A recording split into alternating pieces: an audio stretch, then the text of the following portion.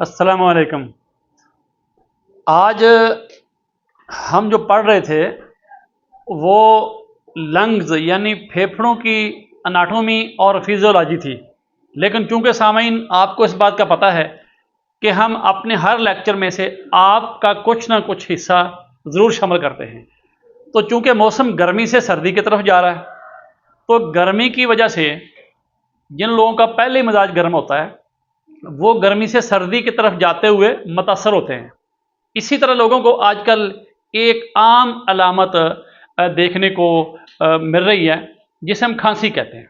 यानी मौसम गर्मी से सर्दी की तरफ है तो लंग्स की यानी फेफड़ों की झिल्ली जो एपिथेलियल यानी गर्म टिश्यू की बनी हुई होती है वो गर्मी की वजह से सोजननाक हो जाती है। इसके नतीजे में खांसी शुरू हो जाती है। इस खांसी में बलगम कभी पतला कभी गाढ़ा, लेकिन इसमें एक खास अलामत है कि हल्की फुल्की जलन उसमें होती है। और बंदा यूरिन यानी पेशाब करता है तो उसमें भी हल्की फुल्की जलन हो सकती है। ये इसकी सादा सी अलामत है। अगर अगर पेशाब का रंग देखे तो वो भी पीला हो सकता है। तो इन सूरतों में आपने इस खांसी से जान कैसे छुड़ानी है, तो सादा सा कावा है, उसमें आप 4 चीज़ें लेंगे।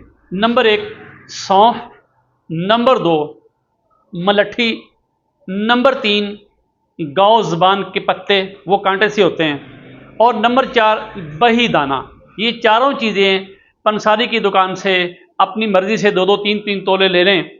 रोज़ाना 1 कप पानी सुबह, 1 कप शाम। ये थोड़ी थोड़ी चीज़ें 2-2 चुटकी उस पानी में मिलाएं और उसे ऊपर से डांग के अच्छी तरह उबालें।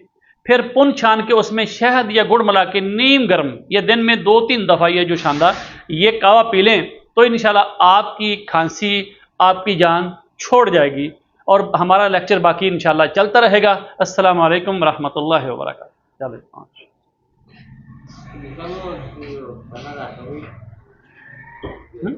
और आज आगे बैठे